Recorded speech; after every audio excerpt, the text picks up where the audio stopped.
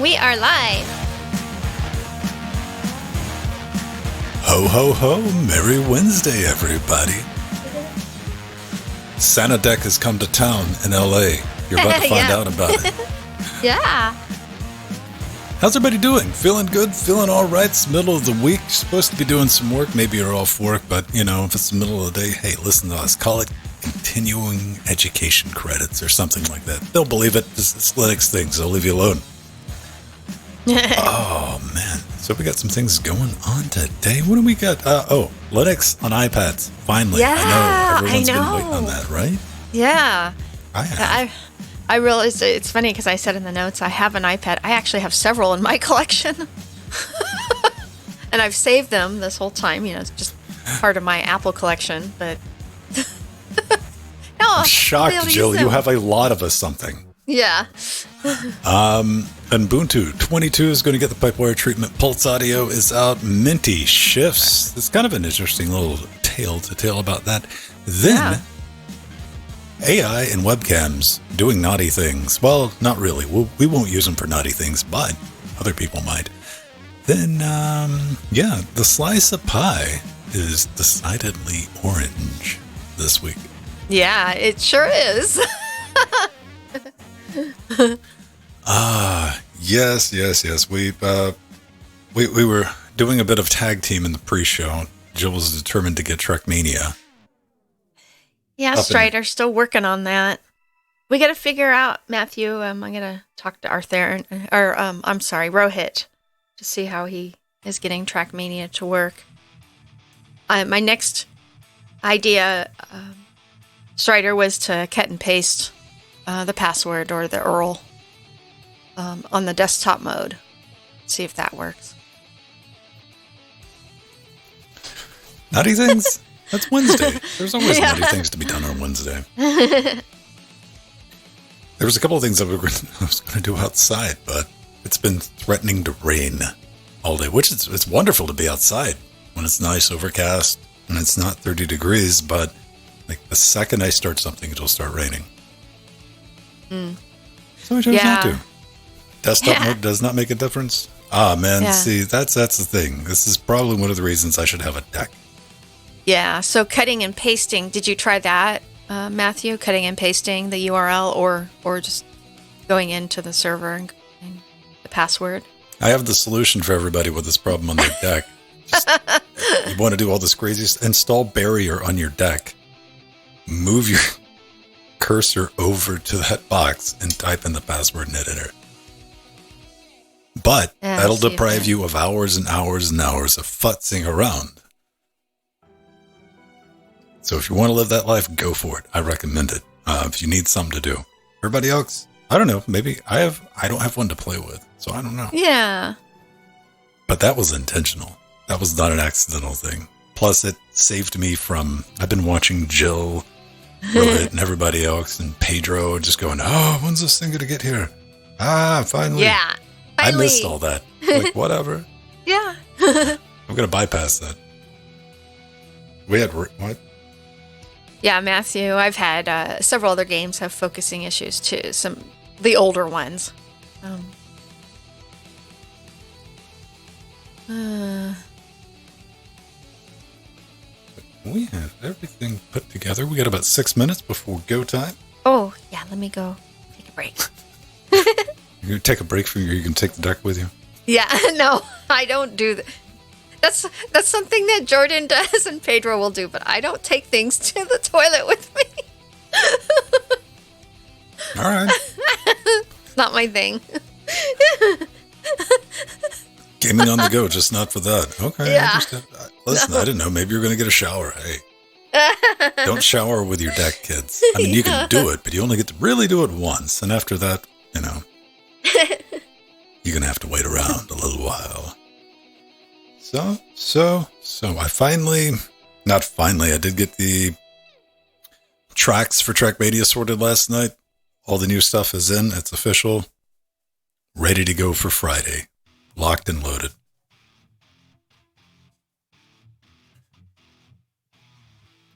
I don't know. You say that about everyone, Strider, so I'm starting to believe it's you with the butt issues, not everyone else. I do have that together. I am still playing around with, I'll tell you about it at the beginning of the show, but this little guy I bought for doing interfacing Linuxes with interesting little weaponized, ruggedized, reasonably priced, but I don't know. We'll get into that a little bit later. Is anybody doing anything fun this week? Maybe, maybe not. I haven't got to play around with anything in here this week, which is unfortunate because it's already Wednesday. But I have been toying around with the idea of like how to live stream like on Sundays when I'm in here editing everything. I got a couple ideas floating around. Just like a general Linux QA thing and to see how everything's made and put together. Might be a good idea, might be a bad idea. I don't know. I don't necessarily want to spend the money to test it. It's kind of where I'm at.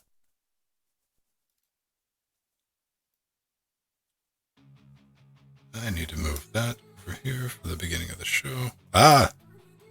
Do that dangerous thing. It's always kind of fun when you have to drag a tab from the far right side to the far left. Take 3. There we go. Difficulty multiplier. Trackball.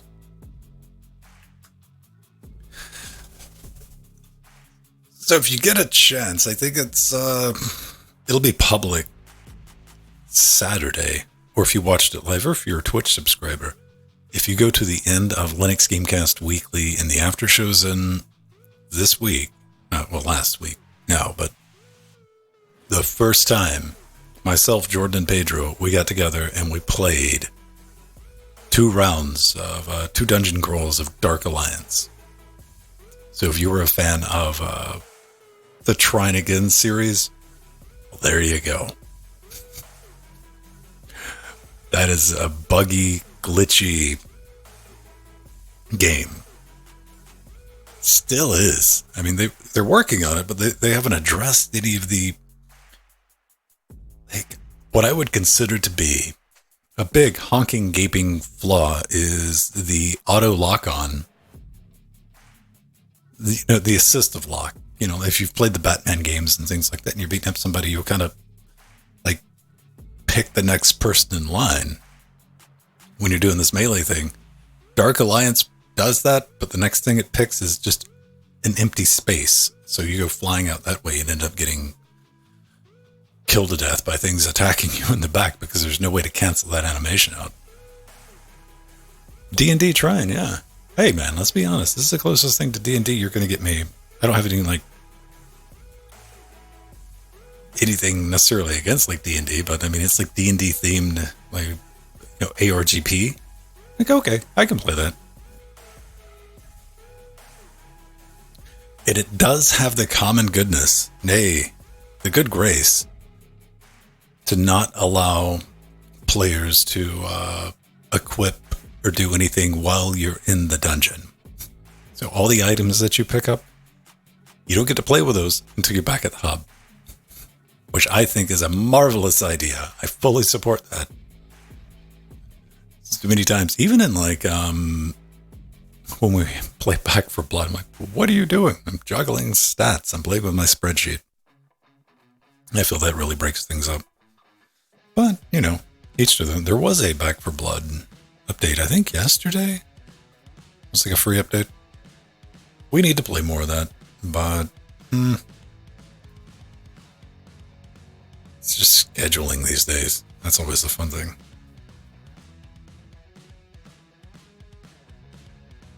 There we go. And that's been exported.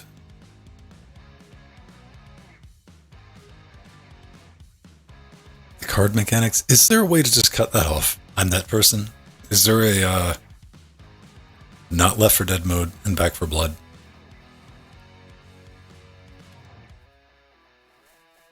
I mean, I understand like the system. I think for me, one of the things I really enjoyed about Left 4 Dead was the simplicity of it. You know, I mean, you know, defib, ammo, stuff like that, but there was no like ongoing stats. Each to their own. But I haven't even really looked around that much in Back 4 Blood. It seems like I read about there's a mode where it is just jump in and go to town. There might not be. Look at that, Jill, just in time. Yeah. I just realized in Trackmania, maybe I could try and go into the console. Will it allow me to paste the URL in? Maybe I could try that route.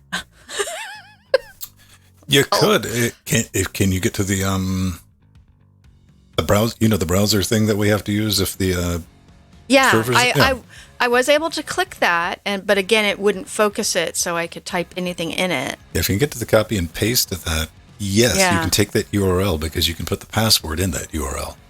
Yeah, and I did make that already. I'd try that after again, if I was looking for something to do. First. I only played with it for probably about a half hour before I saw you before today. So, because I knew, you know, I was just going to ask Rohit. I forgot to yesterday. Hey, man. I mean, look at it this way. Everybody who's getting a Steam Deck will definitely be going back and playing games that are older, or they've never played before, just out of curiosity. Like, does this work? Does this work? Does this work? And they'll be like, Jill, like, I'm out of storage space. Yeah.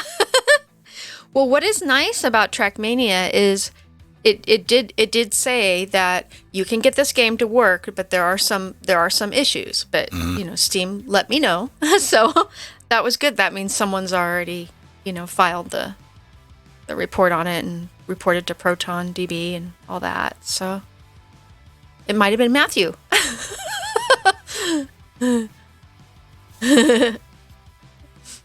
Strider, not everyone's a video game hipster, man. Come on. I know you're totally playing the games when they were obscure and underground. I get it, bro. Yeah. 207. I mean, that's part of the thing you do. I would expect that from the Lutris developer. Now, wouldn't I? Yes, I would. Now, 270 days. If that's Earth days, that's like coming up on a year from now almost, right? Yeah. Oh, you know what? PT Dave, look at it like this. It's like ordering something from AliExpress. When it shows up, you're like, what? Oh, right. Unless you have the fortitude and the will to keep hope alive for 270 days of tracking it every week. Then again, you might. Oh, here's to you, PT Dave. I hope you get yours sooner than that. All right, everyone. Let me get this moved down. I'm going to scroll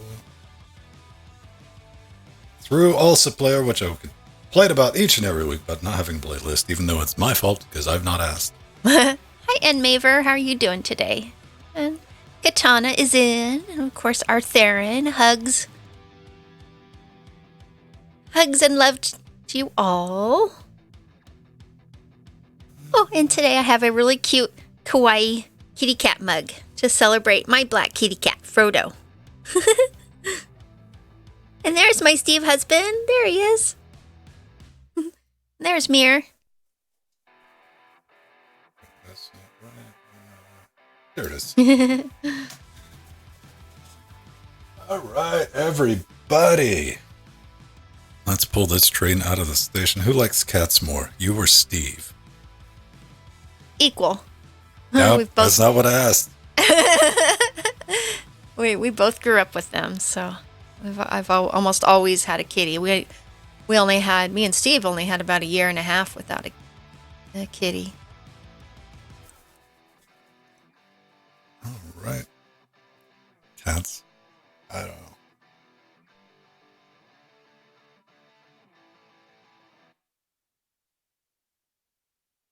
Yeah, it is a neat. I realized I hadn't shown this yet. I have a panda one that I've shown, that white panda one, but I hadn't shown my black kitty. Done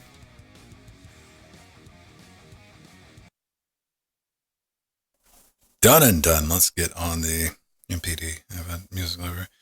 Yeah, I got some weird requirements for audio players with this setup. And also player, unfortunately, is the closest thing to good enough that I can do without spooling up another Pulse Audio jack sync, which I try to avoid, but more about that during the show. So let's get underway. We're going to tap that. We're going to start recording. Okay. We're going to sit back, relax, and go 3, 2. Hey everyone, welcome back to Linux Weekly, daily Wednesdays where we sit back, relax, take that midweek break, talk about some of the fun things going on in the world of Linux and open source. I am Vin Stone, that is Jill Bryant, and Woohoo! you, Hello, I don't know your name, actually I know a lot of your names, but you're watching this live here on Twitch after the fact, possibly listening with your ear holes and podcast format later. How are you doing? Welcome to the middle of the week. We are here. Jill, I was trying to do a pre-show with Jill, and Jill's like, shut up, Vin, I'm playing on my Steam Deck. I'm on my Steam Deck. Yeah. So I finally got mine. Yay. Came on Monday. I'm so happy. There it is. And I've been having so much fun playing lots of games on it. And I've just been very impressed with the build quality, how it feels in your hand, and that it doesn't overheat on your lap. It's just a very well-built unit. And one of the games, actually, when you get your Steam Deck out there, one of the games you absolutely want to play is Aperture Desk Job. It actually teaches you all the controls on the Steam Deck, and I'm sure you can play it with a Steam controller as well. But it's made specifically for the Steam Deck, and it's really wonderful and snarky, just like the original Portal and Portal 2. And it's an extension of Portal. So it's, I give you a little hint. The turrets in Aperture Desk Job are actually toilets. Yes, they are. It's hilarious. You don't even need the Steam Deck for that, but I do recommend it as well because it helps familiarize yourself with Steam Deck controls. I think they did a good job with that. Absolutely. Layout. You can't play it with a regular keyboard and mouse, but yeah. Yes, the toilets are legit. Was, like, okay. I mean, it's still got there's still people at Valve that can drop that type of humor in. Yeah. Like, all right, that's pretty cool. But and it's cool. You find out what happens to Cave Johnson too. So spoilers. Yeah. So that's cool. Man, do you think maybe you're gonna be able to hack the track and be able to get everything? Oh, definitely. So Trackmania, Stadium 2, which we've been playing on our game streams on Tuesdays and Fridays. But I've never Come heard join of it. in and watch. Yeah. There we are. There we are. Ben already had it queued up and ready. It plays on the deck beautifully. It's because it's an older game, it's hard to enter the password or the URL to go to our server. So, but there's a workaround for that. I know we have one of our wonderful patrons, Rohit, has already figured it out. So, I think I will figure it out. If not, I will ask Rohit. It's kind of interesting.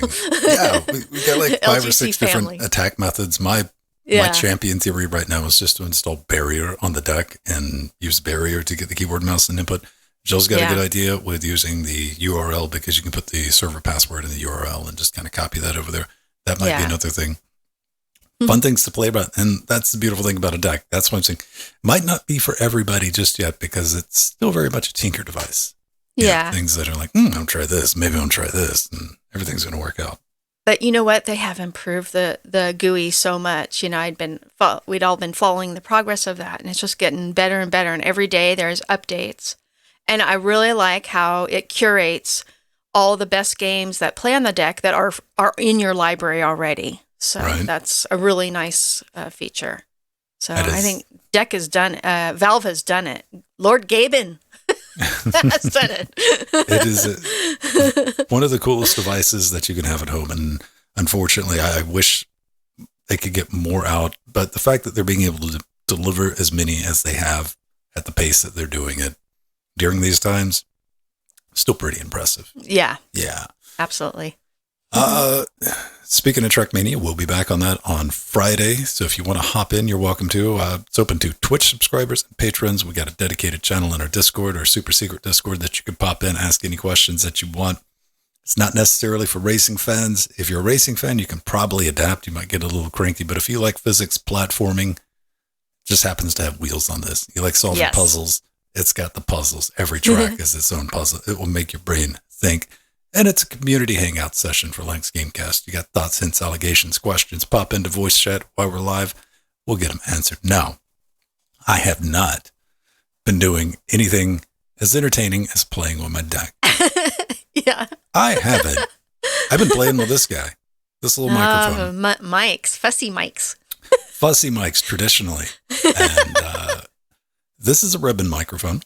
And you typically don't see ribbon microphones in podcasting setups or at people's homes because most people are like, what's a ribbon mic? Does it have a ribbon around it? No, it doesn't. It doesn't have a little ribbon on the bottom.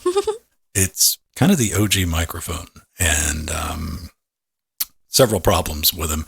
They're affected by, you move them too quick, it can break the ribbon. I've broken a ribbon by talking into one. Yeah, very sensitive. This has happened.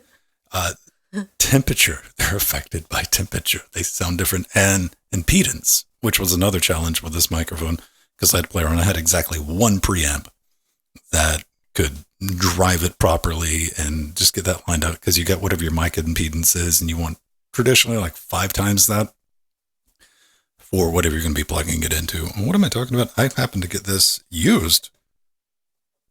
This is SE Electronics. I got this for interfacing Linux. Now I just wanted to play around with it in a couple of shows to see if I could tame it. Bit too fussy for my thoughts. Just my use case, because I like my RE27ND because you just plug it in and it works. They're old, this one's supposed to be a lot brighter, but it's still kind of dark. So if you're listening at home, you're like, I'm like, yeah, it's, I got it processed as much as I could. And self noise with this is only about 1 dB outside of what I would consider usable as a studio microphone. It's real close, but these are really cheap. Well, not cheap, but affordable. They're like $200-$300. So for a ribbon microphone, you could use this on an instrument, horns, something like that, maybe overhead drums. I don't know necessarily you would want to use this for podcasting, but I am, just because I got it plugged in and I really like the shock mount. And I'll probably be back on the RE27 next week. But hey, I had to give it a solid try. Speaking of making things do things they weren't designed for, you got to love the Linux crowd, Jill. Yes, this is absolutely brilliant. Looking around and like, do you have an old iPad laying around?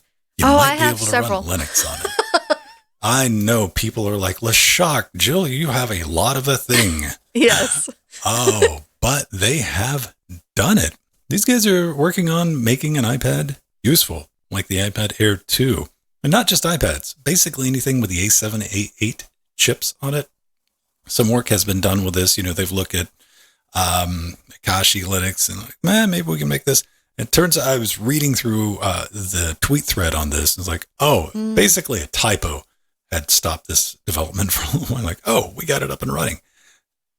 Still early days. You're not going to be able to it's enough to play around with, right? Very simple, very basic. The only things implemented right now is all the RAM, which is 1.5 gigs without device reserved memory, Apple's own interrupt controller that's compatible with the M1 generic ARM3 GPU. Although I'm not sure it works. So yeah, we're there. It boots. Still exciting because I wouldn't buy an iPad. I don't know why you have so many.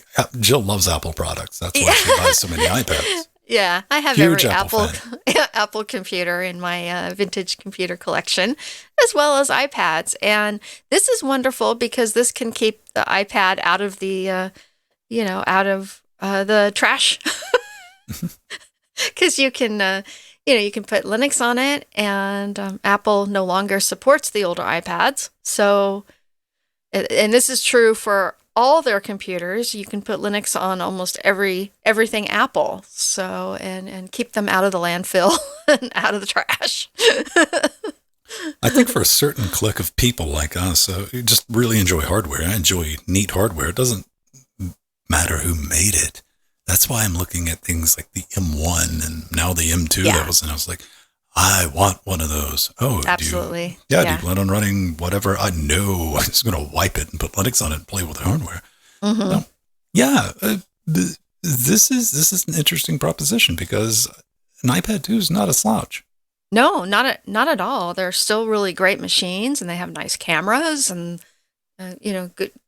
Some of the different versions have really good sound systems on them, and it's been so nice to be able to on Android tablets to be able to install Linux, and now we can do it on our iPads and our Mac products. So just amazing! Thank you to the developers. That's all the positive aspects. I'm just thinking about loading them up with Linux and handing them out as gifts. Oh, well, that's a thing. You could literally go on eBay and get them for under, $20-$30. So old for iPads. Unsuspecting victims. Yeah. You could hand them out on Halloween, I guess. Buy a bunch of cheap iPads. A lot of them on eBay. Here you go. Oh, no. We love Pipewire, Jill Bryant. We love it so much because it's really neat and it is the future of audio. Yeah, this is awesome. So Ubuntu 22.10 makes Pipewire its default audio server, and we all sigh in relief. Ubuntu 22.10 will ship with Pipewire in place of Pulse Audio and will work out of the box with no workarounds required. This is awesome. And the latest daily builds of the development release include this huge, huge change. And as we know, those of us in the Linux community, Pipewire Audio Server brings lots of improvements from fewer bugs, better hardware compatibility, reduced CPU usage, and a more modern code base, which will definitely help the Ubuntu community. So, this is just nice to have Ubuntu finally including something that Fedora did back in 2021. So you expect Fedora to do it. I mean, yeah, come on. Yeah. you think a lot of things when you think about Canonical. Bleeding Edge, not one of them. Yeah. But, I mean, here's the thing. At first, I was like, Pulse Audio. I remember that. We're still using it. Pulse Audio has been hated on, rightfully so, for a lot of reasons. But you know what? It was better than nothing, which is effectively what we had until it was created. It's got us to this point. Absolutely. And it's still going to be around for a long time to come. Oh, yeah. Until things start targeting Pipewire. Remember, Pipewire was created for, video with Wayland and all that. But now it's like, it's the new future of audio, which it kind of is. So, don't pour one out for Pulse just yet. The only thing I saw with like Pipewire is I'm seeing a lot of kids, not necessarily kids, new people to Linux. They wanted to start doing recording with their DAWs on their Linux. How do I do this? Easiest way. Canonical. If you're going to ship Pipewire, make sure you ship Wire Plumber as well. Please do that because that is the Pipewire patch bay that you're going to see. I use Carla or Katie or anything like that. Jack. Yeah. With Jack. So make sure that's there. Please do that. But for the end user, it should just work. And that is the beauty of Pipewire. So good definitely. News. Good news. Absolutely. But we got to talk about Pulse because we're not going to pull one out for it just yet. We're not. And Pulse Audio 16 is out. So everyone get excited. That didn't sound like excitement. Anyway. Oh, I'm happy. You know what? It's there. The only thing of mild interest for me is the increased flexibility for the module Jack dbus detect, because now you can load a sync and source independently. That's neat for me, average person. I just funny speak, leave it at that, never worry about it, and it can be loaded more than once. So I can do a bunch of different configs if I'm ever in a ill situation where I have to use the Pulse Audio module Jack, which I try to avoid. If you're listening to the pre-show or watching live, you can see each and every week I'm like, ALSA player. Why do I use ALSA player? Because it's one of the few players that logically supports Jack out. Now, in the future, it's going to be pipe wire with VLC, probably. But I hear you. You're like, but Finn, you can use jack with VLC. Yes. Yeah. Kinda. Every time it changes songs with jack and VLC, it generates 2 new syncs. And that doesn't groove with trying to connect things. So if you only have 2 outputs, that's a different story than if you have, 30. There you go. Yeah. Looking forward to, it's hard to get excited about Pulse Audio, as long as it gets better and not worse. I'm kind of happy about that. Yeah, absolutely. Well, I'm using Pulse right now, and I have been for years here on LWDW, and I was using Jack also, and Jack uses Pulse also. So it's been really stable these last few years, honestly. It's the good enough option, right? Yeah. For your desktop audio use on Jill's box right now, we're doing both. Yeah. We're doing both. That is Pulse Audio with Jack, using Pulse Audio module Jack to convert the Pulse Audio shenanigans over to Jack and get it over to Jack box, which then it's Jack the rest of the way down. So yeah. There's your Pulse Audio update. Maintain your excitement level, because what do you use for backup? I use LWDW. Oh, yeah. I actually do use TimeShift, but LWDW too. But I've been using TimeShift a lot because it's integrated in a lot of distros like Garuda Linux, the Arch-based distro. To that point, why do I use LWDW? Because it was there. It was there. Yeah. I'm like, okay, I'll use that for backup. And it saved me a couple of times. Absolutely, Ben. Like weekly backups. I'm like, Legasp, I've accidentally deleted that one thing. And like, I got a backup. Oh, I don't have a backup of that over here. Oh, no. Then I go digging through and I find it. And I'm like, yes. Yeah. So speaking of TimeShift, the creator of the wonderful backup system snapshot software for Linux, TimeShift, unfortunately, sadly, has to stop working on the project. But the wonderful Linux distribution Linux Mint will take over development of the TimeShift backup tool. Yay!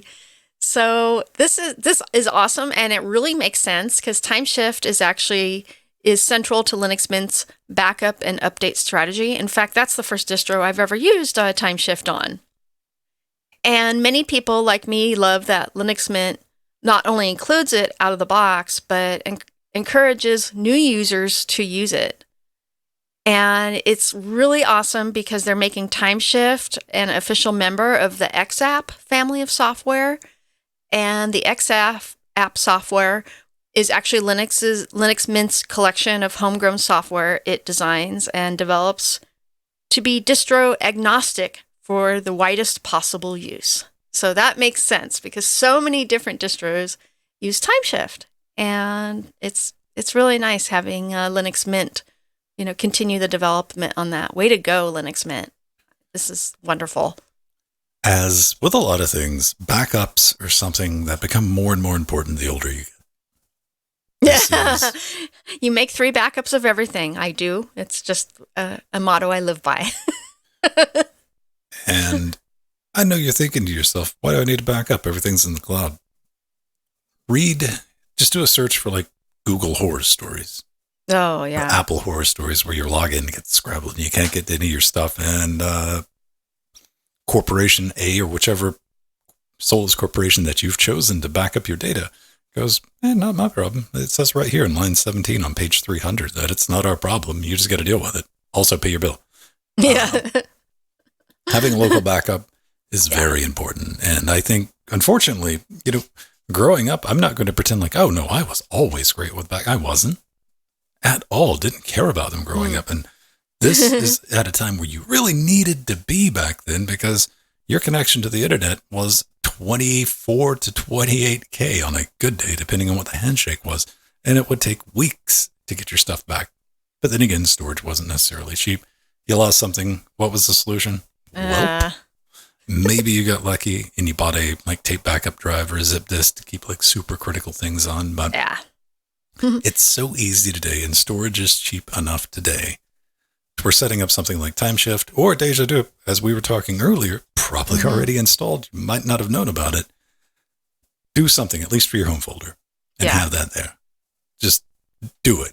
You don't need it until you do. And that one time you need it, like it's there. Absolutely. And if you bork your system or install something malicious, there you go. You can fix it by just going back and to one of the snapshots, and you're done, and your system's back up again, and all your files are there. Woohoo! And even if it's just that one file, that one config file for that one thing, or that one JPEG that was really funny, and you wanted to post it again, might be talking about a true story from less than 2 weeks ago. Like, man, I can't believe I wanted to post that. Use it. So it's good that they're keeping this alive. Personally, absolutely. I've never played around with Time Shift, but I've heard a lot of good things from a lot of people, enough to trust it, and good on the Mint project. Yeah, very for doing nice. this. I mean, stepping in and picking that up. Now, biometrics. What's a biometric? This is interesting. Biometrics is like if you've ever been at particular facilities that you got to get in and out of, you got to do your hand scan. You get put it between them. Don't do that. They get onto you, even though you think you're original. Like that's been done a million times. I'm like, fine, I can put it in and do. But to measure your body for security reasons, and that's a typical one. Thumbprints, whatever. You might have that on your laptop. A thumb scan. Mm-hmm. Another common thing is Face ID. Yeah. A lot of things have that, especially like, what was it? Microsoft's Hello? Where you just they use that. Yeah. Right. You could like wave a picture of a ham in front of it. It was like, yeah, that's you. Sure. Whatever. Kind of been difficult to cheat, especially in like real time until now. Virtual camera injections. So watch the following demo video for a better understanding of the control options. There's Tom Cruise. I don't know who that is. Yeah, I don't know who that is. There's somebody I don't know. Einstein. We know. All right, Arnold. Yeah, there's Arnold. Yeah. All right, and we're back to Tom Cruise. So let me go back to the top of this article. Here we go. Deepfake offensive toolkit. To give it a little bit of a read. Real-time controllable deepfakes ready for virtual camera injection. Created for performing penetration testing against identity verification and video conferencing systems for the use by security analysts, red team members, and biometric researchers. This has been tested, and you know what? It proved very effective, but not in a good way for the other side. Mm-hmm. Basically, it's real-time deepfakes for any virtual device. It works on Linux if you want to play around with it. Because I know me, I'm going to be, okay, I want to do that. What do I want to deepfake as? I don't know. Let's see. Here's a can of compressed air. Can you do anything? I want to make some horrorscape like we were doing in our Discord last night when we were doing like the mini AI thing. Did you see that, Joe? Yeah, I did. There were tons and tons of posts. I might have been responsible for starting it because I just typed chair into it. Then we just went down the rabbit hole. I'm talking about Dolly Mini. That was cool. Yeah. And, I have a Turing test, a litmus test of these things, which is a tattoo of Bowser wearing shades, playing double neck guitar, riding a surfboard in front of a giant weed sign with a happy birthday, Chris, in cursive behind him. And with and it tried, but it wasn't 100% on it. This is kind of like that suggestion stick in the sense that it's using roughly the same technology, but a lot smarter. I know that's oversimplifying things. Jill, what do you want to use in your deepfake offensive toolkit application? Who do you want to merge with? Who did I want to merge with? Probably Captain Kirk. William Shatner. Oh man, if we're only limited to Star Trek, who do I want to be? Okay, I want to be the Defiant. There you go. I want to be a Gorn or a Mugatu. I definitely want to play around with this. Of course, GPU support, it needs the CUDA bits. So do keep that in mind. A link to this will be in our show notes with everything else. It looks fairly simple to set up. Yeah, it did actually. Yeah. I mean, for us, go ahead. Well, this actually, I was going to say, this actually really makes sense because our usage of WebRTC and web-based video protocols has increased so much, especially since the pandemic and people working at home. And this can be a real serious problem for security. And many people are actually using video avatars for their video streams already and using this form of video calling technology. is honestly a criminal's next step. And I think this DOT application can really actually help us make aware of how this technology can be abused and help us to come up with solutions to prevent it. Absolutely. It is very important, that we figure out what all the loopholes are for a criminal getting our identity. So, very good. Basically, at the end of the day, if you get a video from your boss telling you to send a money transfer, it's 100% legit. Just do it. Don't ask any questions. One thing I'm kind of worried about is where this leads, because this leads to hardware, webcams, digitally signing video, and some type of web standard to. It's going to become an arms race. It's not going to really stop anything. It's going to make it more difficult. There it is. But for us, hey, it's something we can go play with. Yeah. We got to talk about an orange pie. It's not a red pie. It's an orange pie. But before we do that, I want to thank everybody supporting us over at linuxgamecast.com, smashing that Patreon button, getting access to a bunch of cool things like the long, super uncut version of this show in video and podcast form. It's so big. Access to the super secret Discord that we got laying around. That's where we're at the other 6 days of the week, actually in there talking with you. Yeah. Because it's our Slack. It's how we communicate as a organization. What else do we have? Early access to anything that I'm working on, interfacing Linux and things like that, because I like to solicit feedback from the people supporting the show. A couple other things. If you got 4 quarters a week, kick it our way. Come say hi. Come play Trackmania with us if you want. Yeah. That's the more the merrier. It's so much fun. The more the merrier. Yeah. And it's a brilliant thing. Everyone just popping into Discord like, hello. I'm like, oh, hi, fresh beat. And everyone just becomes fast friends, which is fun to see. Also, stored at linuxgamecast.com, we have merch. We have apparel that will anger and confuse the people of your life. Like, what is this? Why are you wearing a penguin on your shirt that says use me? And you can just laugh to yourself. Possibly cry in a corner. I don't know. However it feels right, man. However it feels right. But thank you for our support. All the support that you've been throwing our way, helping us do this over the years, keeping us loud, live, independent, and free of mattress ads. Do they still do mattress ads? I haven't seen a mattress ad. Yeah, I haven't seen one in a while, but there are still a few podcasts I've noticed that are still doing those. I promise you, as long as possible, we will not be doing sponsored reads. We've been doing it so far, man. All right. Yeah. Now. Ooh, lemon meringue pie. That's one of my favorite kind of pies in the world, Ven. That's an orange pie. Oh, it is. Oh, now I see the oranges. Well, I love orange pie, too. I've had that. I don't know. I've had lemon, orange, and lime, and I like it. Now I'm giving it thorough inspection. That's a small orange. What are the little small oranges called? Tangerines. Tangerines. And I love tangerines even more than oranges. So this will be yummy I'm pie. 100% with Candolph. Where's the mustard? Completely unedible without mustard. No. Not with orange. Well, actually, actually, orange and mustard can work. I've seen it on hamburgers. All of this has led up to talking about the Orange Pie 800. Unlike the 400, you're looking at it. That looks awfully familiar, Jill, right? Yeah. Because it is very familiar. It's a little bit different, though, in ways that count. It does support the Rockchip RK3399, 6 cores, 4 gigs of low-power DDR.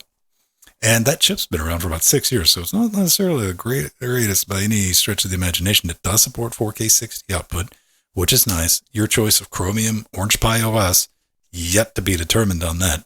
I went looking around because Orange Pi, they have not released pricing or availability yet, but, I can go to the website. Here's all the specs. Again, this will be in the show notes. It looks like Jill's Raspberry, the 400? Yeah. But it's the orange. 400. Yeah. Here.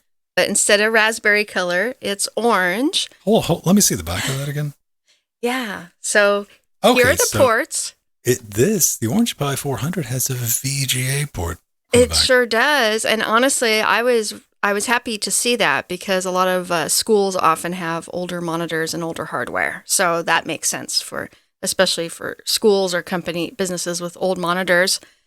And what's nice is the Orange Pi also has an onboard speaker.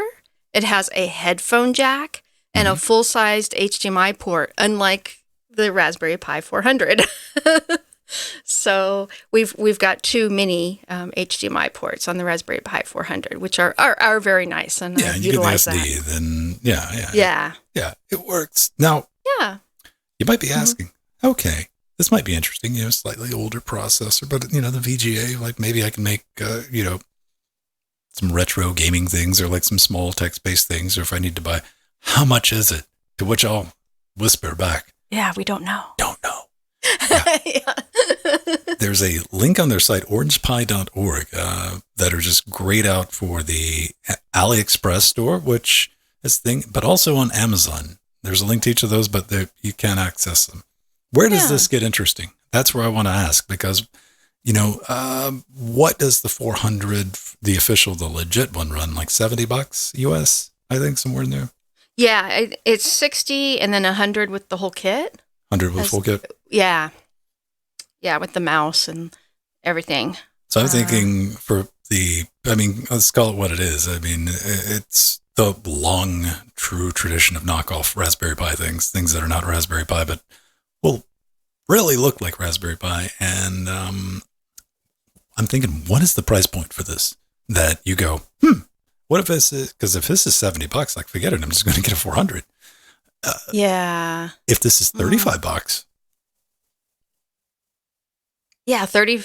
I'd say 40 or 50 maybe for me. I think 50 would be my cutoff point, because if 50 is too close to 70, I'm like, you know what? Because if I spend that 70, do you know what comes with $70? Support.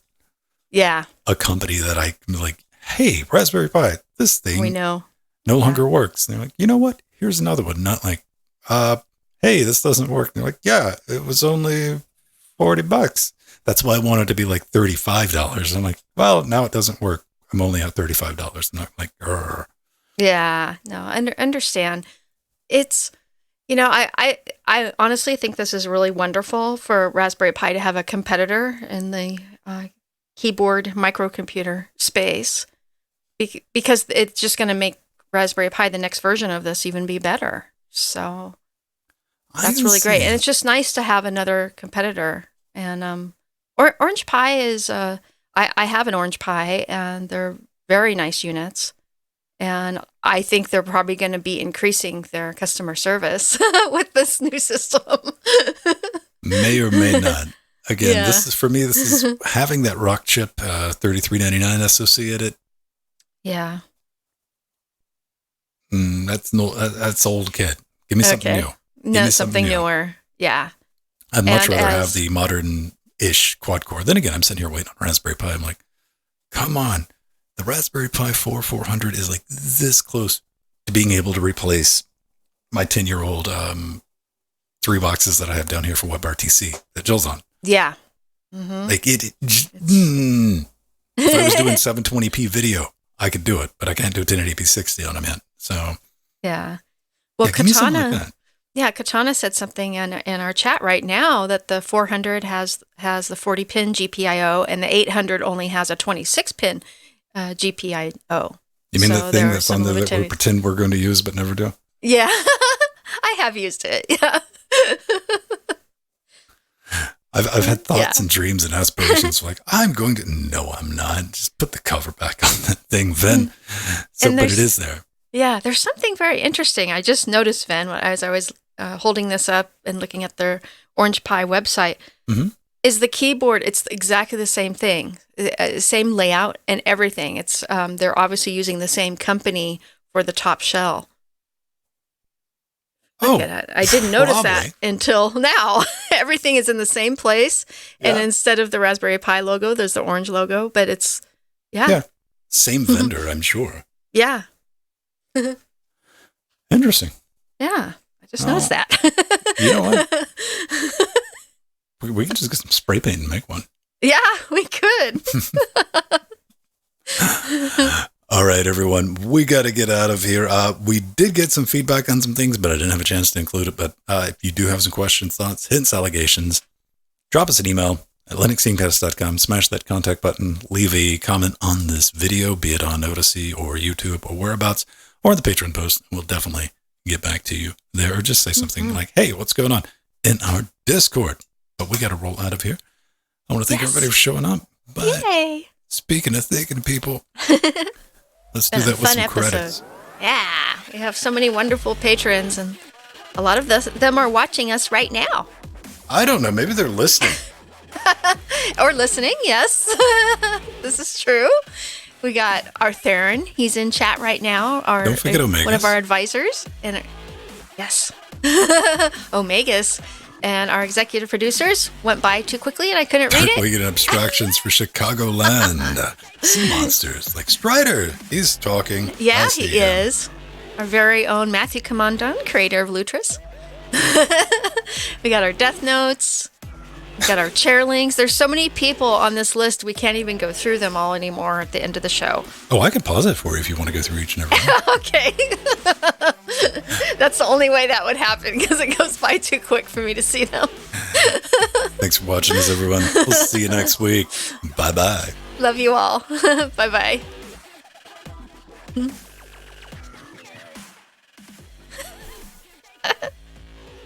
Yay, Ben. All right. That was a fun show. It's done. Yeah. How long was it? 35:18. That's fine. Perfect. Cool. Close to perfect. Right? Oh, that's what I was going to do. Yeah. Pre-shows and after-shows and... Yeah, we got about 10 minutes to hang out. Okay. Mm-hmm. Yeah, it was a tightly packed. Yeah. Had to cut through it pretty quick, but there was a couple things worth talking about. Definitely. Yeah. Yeah, this was a very varied show. A lot of interesting articles this time. Well, they're always interesting, but it was nice to have a lot of audio. It was just ironic that we had a couple big audio stories and security and backup. Linux on iPads. do. Yeah, I forgot to change the Twitch thing. Yeah. Arthur, and we already had so many. We had enough stories already, but the Nokia. Actually, I need to look at that article. There's always room for next week. Yeah, next week, because that was a good one.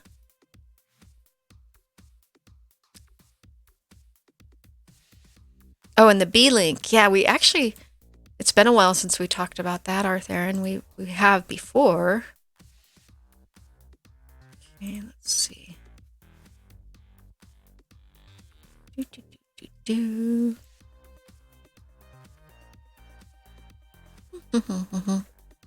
Yeah, so cool. Not Kia. Linux phone in the shape of Nokia with LoRa, Wi-Fi, Bluetooth. Oh, that I thought was interesting up until it was like, oh, you just gutted it and put some new stuff in it. I'm like, yeah, that's the Tadurkin of modding. Like, I get it. Like, I'm not against it. Yeah. Well, we did that with the Cyber Deck last week. It was kind of an unfinished product, but I was amazed with how well that developer utilized it to do Python. Mm-hmm. Like, usually when it's things like that, I'm always interested in, like, if people get, like, the external controls. Yeah. I was kind of impressed by the guy who built into, like, a 70s hi-fi system. He put a PC in it. I'm like, that's not impressive. That doesn't impress me personally. I don't find that terribly neat. But he configured all the front panel stuff. He put a mini LCD in it, and he had, power reset, and he had a couple other options for controlling the LCD. He had the volume knob, controlled the system volume, like stuff like that. I'm like, all right. I'm kind of interested in that. Yeah, very nice. Justin, I'm definitely going to make it one of these days to System 76. Emma and Carl have invited me many times, and I couldn't, of course, because of the pandemic, but I'm going to be talking to Emma at scale, so I would like to set that up.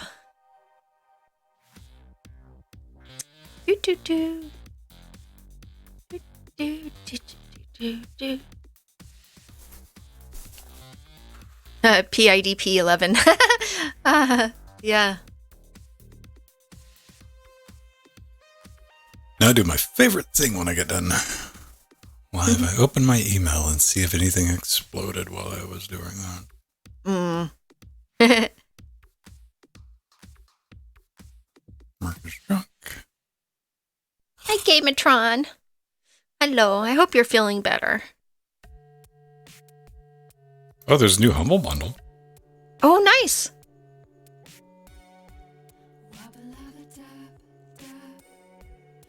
One Uno Momento. Mm-hmm. And we'll see what's in it together. Cool. So which one is it? And I still have to go through all my games for the Ukrainian fundraiser. I haven't even touched. Oh, me either. Games. I bought that thing for Back for Blood. Yeah. Speaking of Trackmania, yeah. like I'll probably not even play. People will just win them because they're in the prize pool. We're the exact opposite on that, Jill. If I can give something away, I give it away. Yeah. Don't want. Here, you take. Don't want. I keep it all.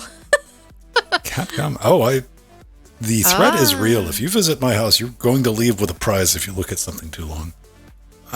Okay, what do we have? $20 for Get Devil May Cry. Don't have Monster Hunter. I have Monster Hunter. I do have Devil May Cry HD Collect. No, I think I only have 4. Yeah, DMC. Here's some controversy.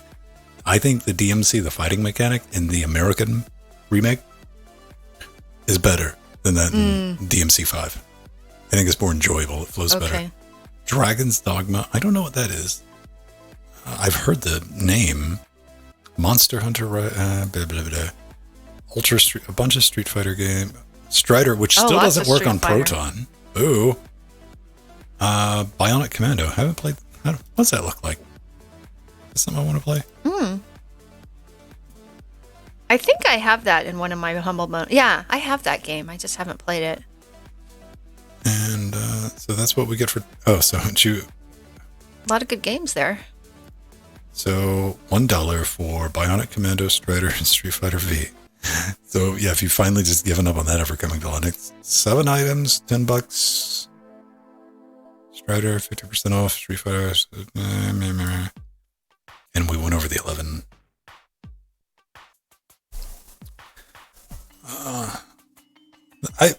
You know what? I liked the story of DMC5 because one of the female protagonists, like is like, I know this person, I know that character, like to the point of like, did you get based on a character? But in a video game, but apparently not. So, but yeah, DMC's like the fight feel to that is really good. It's not as stiff as Devil May Cry 4 and Devil May Cry 5. Devil May Cry 4 is very difficult for modern gamers to play. Myself included in that, because it picks between the traditional, we're Japanese games, so you got a fixed camera angle. Oh, yeah. That you're trying to fight in, but not all the time, because sometimes you have free control, open camera. And sometimes you don't. Yeah, and you don't know. Every time you go into a room, the first thing you have to do is wiggle around to see if you can, do your melee combat sanely by being able to control the camera, or do you have to worry about things coming up behind you? You have to kill them. Yeah, every few months, like every 6 months, I try to launch Strider, or I'll get a Proton DB and see if Strider's up and running, and just whatever reason doesn't run. Boo. That's okay. I don't even know why I have it. I guess it was in a bundle at some point.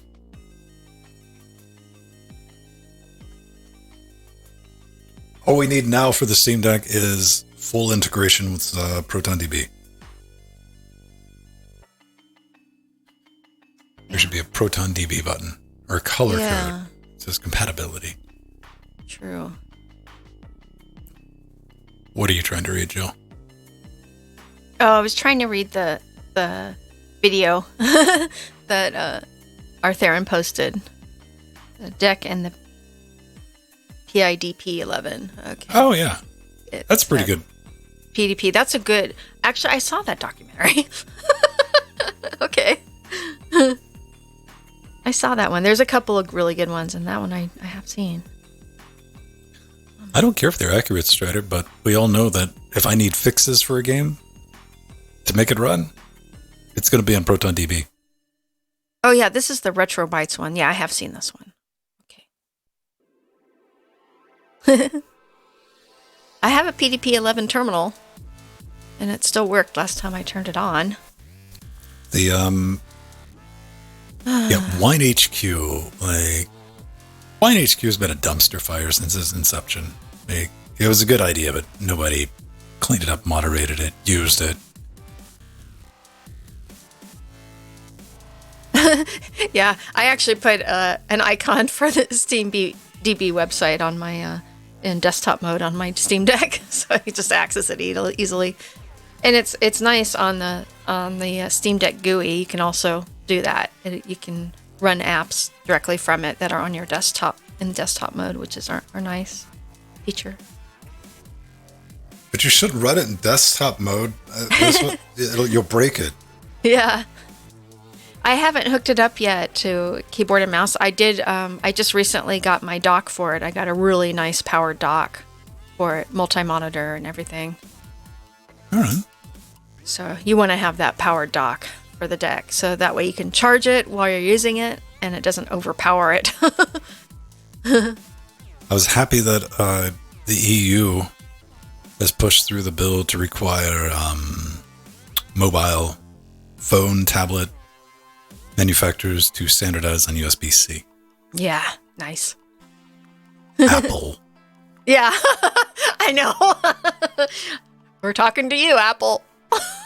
Basically, at this point, I mean, everybody else is like, yeah, might as well use USB-C. Everybody's got USB-C. And Apple's like, no, use our lightning cable. Why? Because it costs more. Significantly.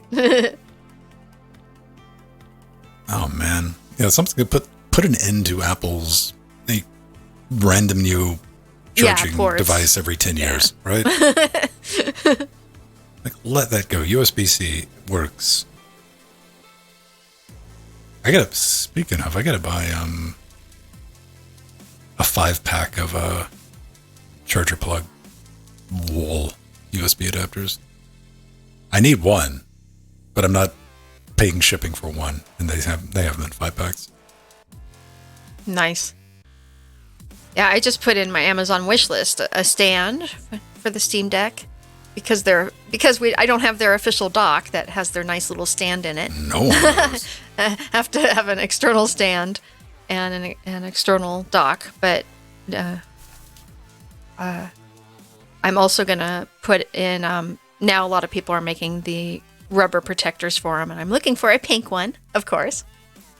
Because this will be my computer I'm taking to scale with me. Is my deck. What are you worried about, Jill? You don't drop anything.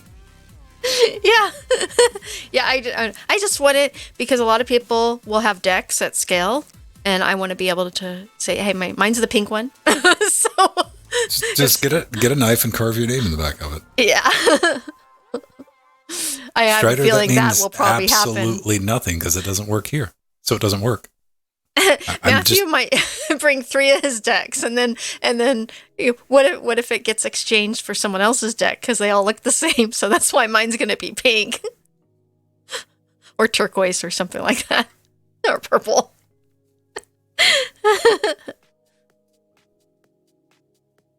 That's a cool thing to have. Bring some charging cables. Let's be real. Yeah. Like, if you're out and about far away, I mean, you really get a couple of hours because that is a small portable PC. Absolutely. Well, the truth is, when I'm at scale, I never have time to get on the computer. I'm usually doing interviews, running a booth. Don't even have time hardly to go to keynotes or the. Oh, so you can talks. Just leave it at home. So, but no, I always take something with me just in case. But the last few years, I haven't even touched my computer at scale. You'll be fine with your phone. You don't have to worry about your deck. Yeah, and that's the thing is I'm using my phone usually at scale for the communiques over the social networks and whatnot. The communiques over the social networks. Get off my lawn, kids. Yeah. I did the Twitters. I've seen a couple of modded battery pack attachments that clip onto the back. Yeah, those are out there. Too. Head over to Thingiverse. 3D print them. Easy to do. Mm-hmm. But yeah, Matthew, I've been getting between 3 and 4 hours on my deck pretty regularly with the games that I've been playing on it. I'm actually quite impressed with it, and I know at each software update, it's getting better and better. But, most of the games I'm playing are not AAA either. I made sure, Doom ran really nicely on it. And Risk of Rain and Elden Ring, a couple others. Well, Strider, me and you are very much alike, but we're dinosaurs in the sense that when we go outside, we want to be outside. We don't bring distractatrons with us when we go outside. Yeah. There is that. And Matthew, I am almost always just keeping mine plugged in and using it. But I did, the night I got it, I tested the battery on it. So I went from midnight to 3 in the morning, and then it got low.